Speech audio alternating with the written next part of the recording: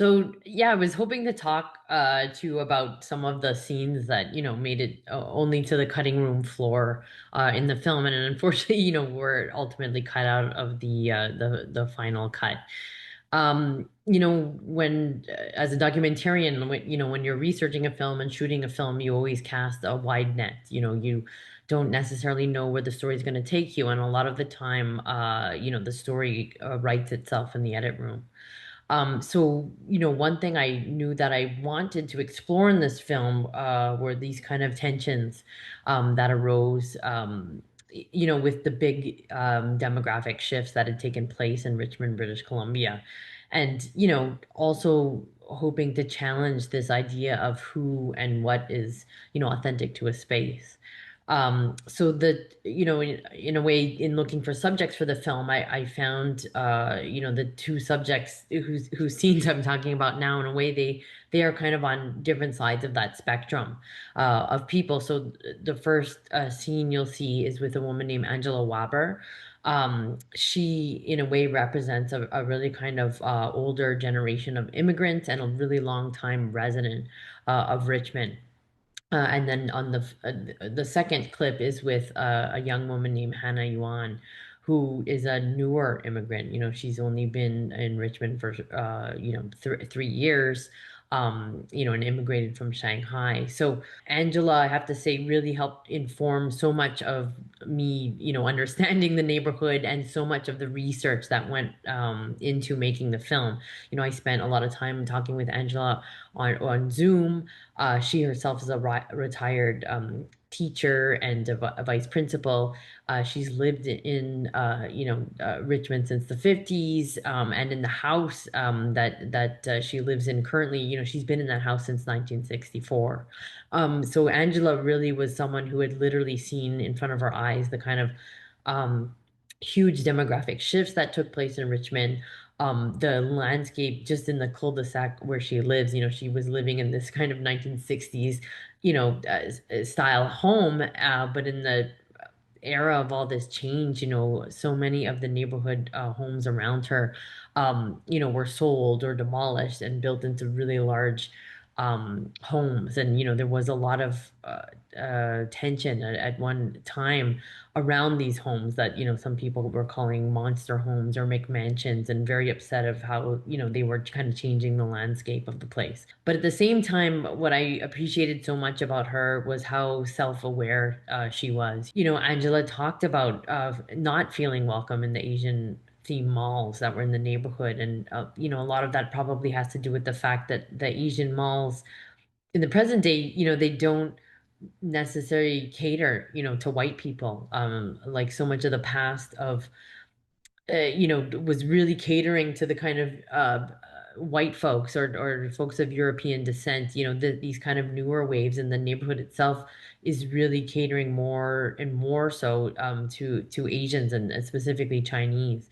So, as much as she talked about, having these feelings of not being welcome and kind of being upset about the changes around her, she was so self-aware to know, that she herself was an immigrant. So in a way, while she was having these feelings, and those feelings are very authentic, she knew that in a way she didn't have the right, in a way, to have the feelings, given the fact that she herself was an immigrant, and she of course knew so much of the history of Richmond itself. The fact that it was on, it's on Musqueam and Tsleil-Waututh land, just kind of adds a new layer to, this kind of questioning around, who is the original resident or the authentic element of the neighborhood.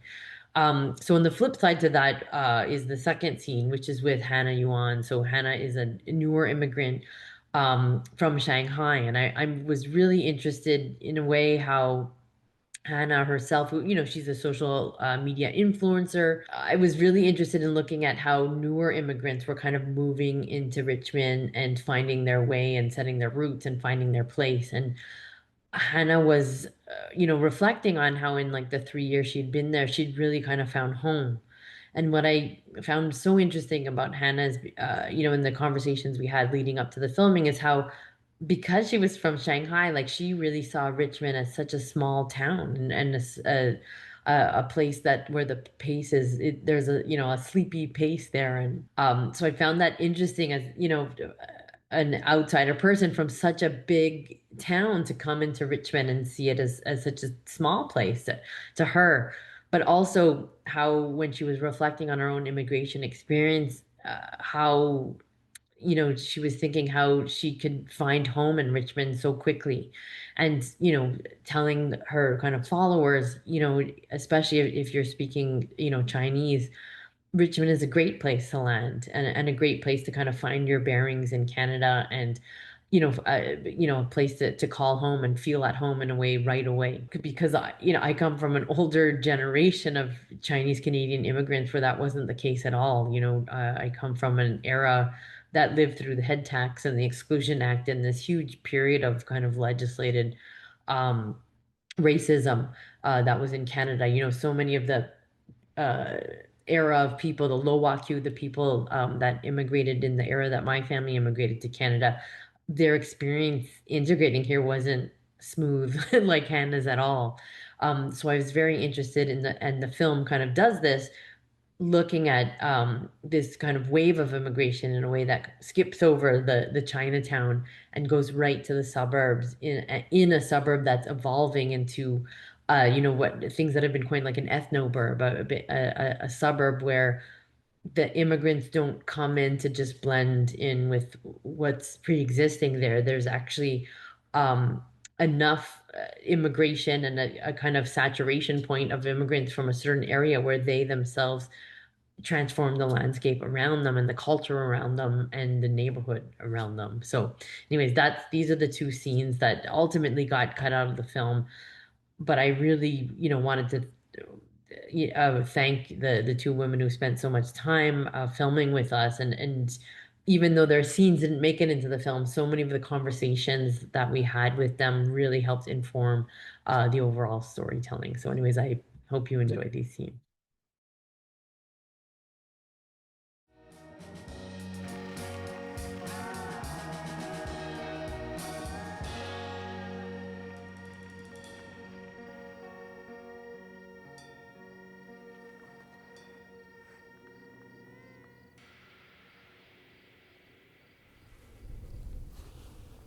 I felt like an immigrant in my own home, which is ironic because I am an immigrant. And I have lived in Richmond for 60 years. The mouth of the Fraser comes and surrounds Lulu Island, which is the name of the island that Richmond is positioned on. Richmond was like the pearl in the dragon's mouth, and therefore it was an auspicious place to buy a home and raise your children.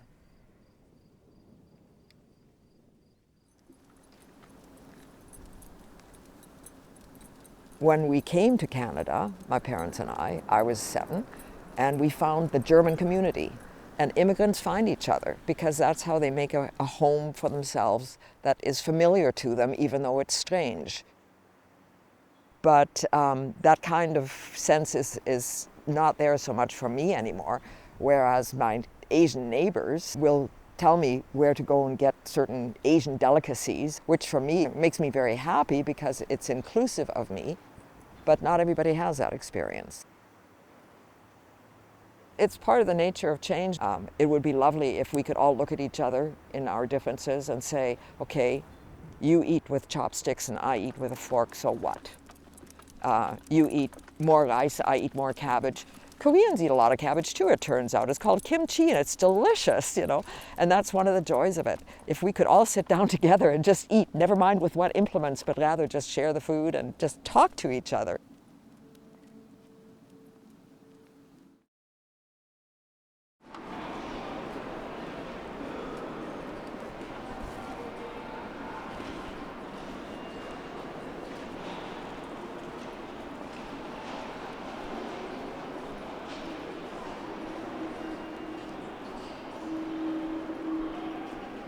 我来阿伯丁逛一下，发现他们这里好漂亮哦，有好多醒狮，好可爱，特别有过年的气氛。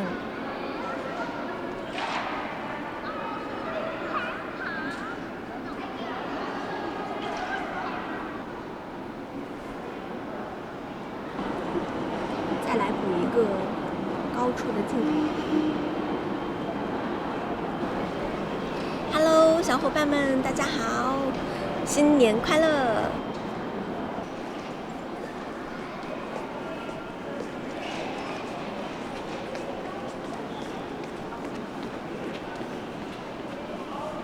一转眼来，温哥华已经有3年的时间了。